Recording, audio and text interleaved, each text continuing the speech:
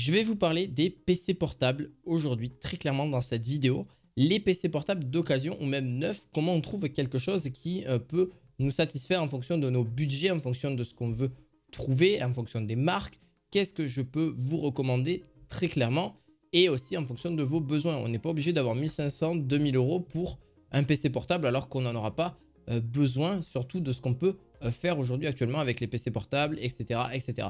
Aujourd'hui, on a toutes les marques. On a du Lenovo, on a du Acer, du Asus, on a du Dell, on a vraiment et du HP, etc. Il en existe vraiment plein sur le marché. Et qu'est-ce qu'il faut trouver? Qu'est-ce qu'il faut chercher?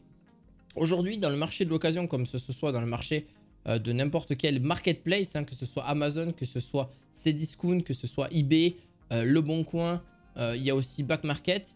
Il est très important de prendre aussi certaines considérations là-dessus. Je suis aussi en train de vous tourner une vidéo juste après celle-ci qui va parler des PC fixes d'occasion. N'hésitez pas à aller la voir parce qu'en vrai, elle en vaudra bien le détour. Je vais vraiment vous parler en détail des PC fixes d'occasion parce que c'est quelque chose, je pense que pour beaucoup, vous avez... Et même pour les PC neufs aussi, il faudra faire attention à ça aussi parce qu'il y a quelques conseils qui peuvent être sympas et pour faire attention à certaines choses.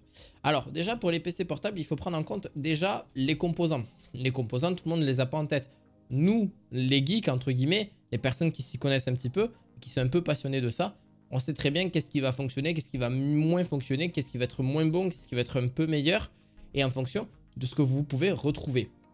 Aujourd'hui, je ne vais pas parler que de gamers, encore une fois, c'est ceux qui recherchent globalement quelque chose qui va faire tourner donc certains logiciels ou tout simplement une utilisation assez basique. Quand je dis assez basique, c'est traitement de texte, un peu donc de tout ce qui est Excel, etc. Donc utilisation de Word, etc.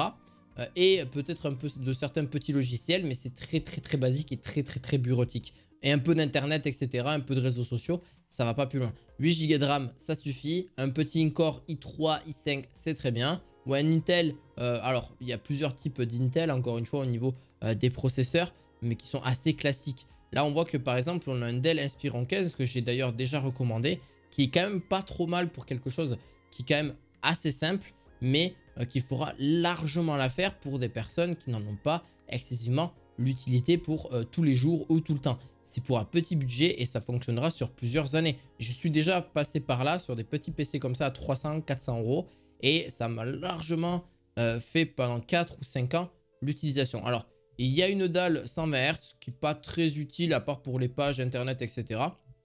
La Windows 11, donc Home, bon classique. Un Intel Core i3 de 12e génération, ce qui reste honnêtement correct pour son prix. 512 Go de stockage, ça suffirait amplement. Ça, c'est pour vraiment les personnes qui n'ont pas forcément déjà un très gros budget, qui n'ont pas plus envie de rester sur un PC enfin voilà, toute la journée, ou qui même peuvent rester toute la journée aussi dessus. Ce n'est pas... Voilà, vous avez aussi une webcam, vous avez tout, hein, tout un classique d'un PC portable et qui peut vous durer plusieurs heures. Alors, il y a aussi d'autres PC, ce qu'on appelle des PC ultra portables. Alors, je vais reformuler un peu ça. Alors, il y a des PC portables qui sont un petit peu plus costauds, qui sont aussi, quand je dis costauds, qui pèsent un petit peu plus et qui font forcément un peu de poids dans la sacoche, etc. Quand on part travailler, par exemple, pour les professeurs, etc. ou même les étudiants, et bien là, vous-même, qui sont à cette place-là, il existe aussi des PC ultra portables. Alors, haut de gamme, comme aussi du l'entrée de gamme. Et l'entrée de gamme, c'est pareil. On a du 200 euros. Ça peut aller jusqu'à plus de 1200 euros, même 800 euros en fonction des processeurs que vous voulez, de la dimension. En fait, enfin, c'est pas la dimension, mais c'est surtout aussi, oui, la dimension au niveau de l'écran, etc. Parce qu'il existe d'autres petits types de PC. Par exemple, on a du VivoBook au niveau de chez Asus. Par exemple, le S14, que j'ai aussi d'ailleurs déjà recommandé. Et par exemple, celui-ci peut être une très belle occasion parce que pour 669 euros, c'est quand même pas trop mal. 12e génération, 16 Go de RAM, 512 Go de SSD.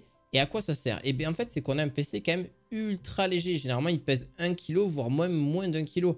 Et c'est ça qui est génial avec ce genre de PC, c'est qu'il n'y a pas de puce graphique. Enfin, si, il y a une puce graphique intégrée dans le processeur en général, mais c'est juste qu'il n'y a pas de puce graphique, il n'y a pas de carte graphique, entre guillemets. Il n'y a pas une RTX, il n'y a pas de AMD, etc.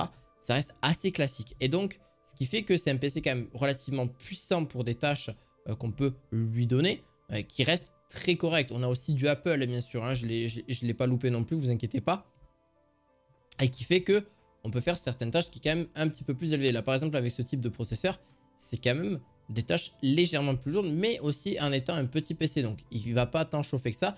Et les ultra portables aussi sont connus pour avoir une durée d'autonomie quand même plutôt très élevée.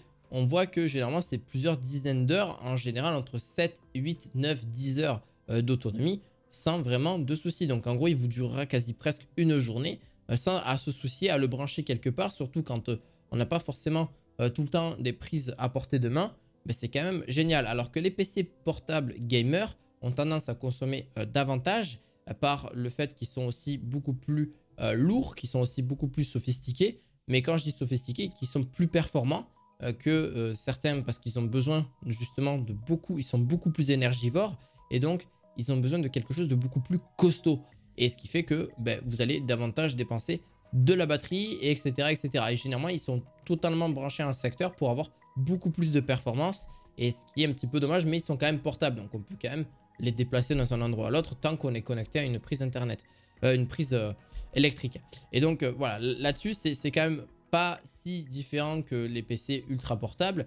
Et ça chauffe pas tant que ça. Même quand je dis PC ultra portable, comme je vous ai dit, vous avez Apple qui est aussi extrêmement bien avec leur puce M2 ou M1, peu importe, ou même M3, là, ça va pas trop tarder à sortir, il me semble. Et là, par exemple, on peut voir aussi qu'on a un AMD ZenBook et qui n'est absolument pas avec une puce graphique. C'est un Ryzen 5900HX qui d'ailleurs marche extrêmement bien pour le coup. Et c'est pas un PC portable des plus lourds. Vous voyez, 1,4 kg, c'est quand même relativement léger. Alors qu'on va voir des PC portables gamer, par exemple, c'est quelque chose qui pèse beaucoup plus. Alors, à quoi faut-il faire attention aussi dans votre usage? Encore une fois, là, c'est un PC quand même très haut de gamme. Donc là, pour ces PC très haut de gamme, ce que je vous conseille donc de faire, c'est déjà de bien réfléchir à ce que ça soit utile. Là, on va commencer à taper plutôt pour des logiciels de montage vidéo, des logiciels de photo, des logiciels quand même qui sont relativement lourds, qui sont relativement conséquents. On a 1 Tera aussi de SSD, donc il y a quand même aussi un stockage plutôt correct. Là, pour le coup, j'aime bien. Et j'aimerais bien aussi qu'ils mettent ce 1 Tera partout, dans n'importe quel type d'ordinateur, que de mettre du 512 ou du 256 Go. C'est pas suffisant pour moi, même si pour vous ça pourrait l'être, surtout avec des petits usages, même s'il existe des disques durs externes, mais c'est pas pour avoir tout le temps un disque dur externe à sa disposition. Et surtout que là, c'est plutôt parfait. Les ZenBook 14, et c'est aussi la taille, parce que je sais que pour beaucoup, mais c'est quoi 14, 15, 16, 17 Ben en fait, c'est la taille de l'écran. Donc vous avez 14 pouces, mais c'est pas le plus petit, on peut arriver jusqu'à 13 pouces, donc en taille d'écran d'ordinateur. 13, 14 qui sont à peu près la norme pour ceux qui veulent quelque chose d'ultra léger. Par contre, les PC gamers en général sont entre 15 et du 16 et même 17 pouces, qui est le plus grand à l'heure actuelle, mais plus c'est grand, plus aussi ça va être légèrement plus lourd. Mais qui veut dire aussi une meilleure dissipation de la chaleur. Pour les PC gamers, je parle portable, donc ce qui est quand même d'autant plus déjà beaucoup mieux que ce qu'on peut retrouver avec du 15 pouces qui va tendance peut-être à chauffer légèrement plus, même si c'est quand même bien refroidi. Mais les PC portables, ne vous inquiétez pas, sont aussi faits pour ça. Le constructeur l'a très bien engendré, enfin il l'a très bien vu, donc c'est normal que ça chauffe plus qu'un PC fixe. Un PC fixe, c'est une très grosse tour, c'est normalement fait si vous prenez le bon PC, enfin, en tout cas si tout est correct, et ça vous le verrez dans la prochaine vidéo. Je vais vous raconter un petit peu tout ça. Et bien oui, là-dessus on aura quand même les bonnes choses. Et c'est ça que j'aime beaucoup avec les PC portables, c'est qu'on peut se promener partout en ayant quand même des performances relativement élevées ou presque en accord avec un PC fixe. Et surtout qu'on peut se promener partout sans avoir forcément tout notre attirail, ramener le gros PC fixe chez un ami pour jouer, etc. Voilà, bon, là-dessus c'est pas mal. Et si je parle donc maintenant de PC gamer, parce qu'en ultra ça n'existe pas, parce que c'est déjà que ça chauffe déjà énormément, même s'il y a des PC quand même relativement bas. Oui, tout le monde peut trouver à peu près son petit bonheur, même avec des PC gamers. Si vous voulez une petite puce graphique à l'intérieur pour pouvoir jouer un minimum, je dis bien un minimum, à un certain minimum de jeux. Là par exemple, il y a un PC qui ne vaut absolument pas son prix. Là on va le voir de suite. Là celui-ci pour moi ne vaut absolument pas son prix. Pourquoi? Parce que 2050 c'est trop vieux. Déjà un i5 de 12e génération, pourquoi pas. 512 Go de stockage, pourquoi pas. Full HD 144, ok. Par contre, la carte graphique, c'est non. C'est un gros non. Ce genre de PC ne devrait être même plus en vente. Une 4060, pourquoi pas. Mais une 2050, c'est bien trop vieux. Et en plus de ça, ça va faire tourner les jeux. C'est pas trop le souci. Mais c'est pour moi de l'argent jeté par la fenêtre. Surtout que ce genre de PC là devrait encore baisser au moins de 200 euros. C'est pas pour exagérer, c'est très vrai, je dirais plus 499 euros que 699 euros. Là, 700 euros le PC, c'est pour moi pas l'équivalent de celui-ci. Et je pourrais même être là, je suis peut-être trop gentil, vous allez me dire, mais pour moi, ça vaut pas du tout son prix. À moins que là, par exemple, là, on a exactement le même PC.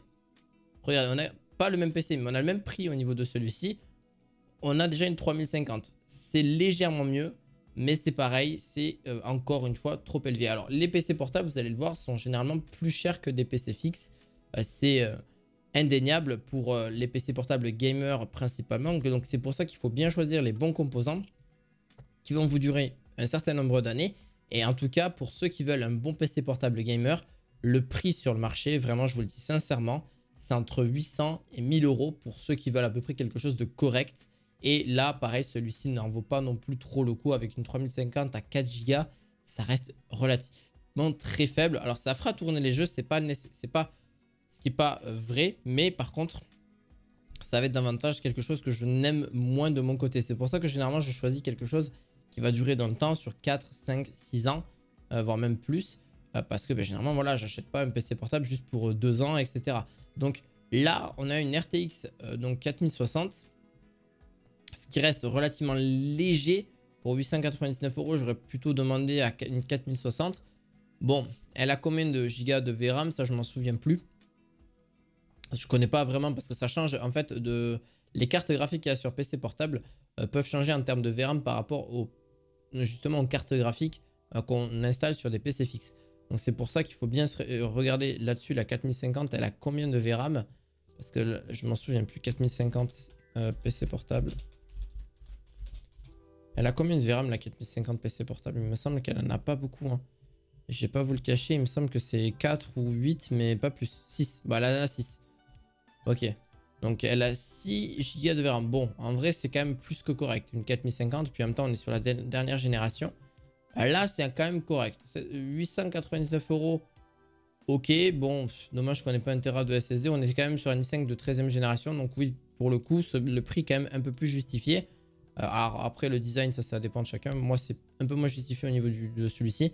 Mais c'est quand même très correct. Là, ça passe quand même beaucoup plus que les deux précédents. Hein. Donc, vous voyez, tout peut se faire en fait par une différence que c'est la RAM qui compte. C'est aussi le design de l'ordinateur.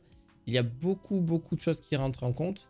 Et on voit que d'un PC à l'autre, on peut trouver des occasions quasi au même prix, voire mieux en fait.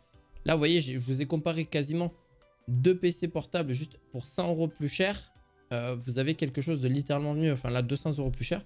On a quand même quelque chose d'un petit peu mieux. Donc, est-ce qu'il vaut mieux économiser et avoir quelque chose? Alors, si on a besoin dans l'immédiat, c'est sûr qu'il va falloir trouver le meilleur compromis possible pour avoir quelque chose de relativement récent et qui puisse après tenir dans le temps. Parce que quelque chose qui est déjà plus là depuis déjà 3-4 ans. Là, la 2050, elle est déjà plus là depuis 4 ans.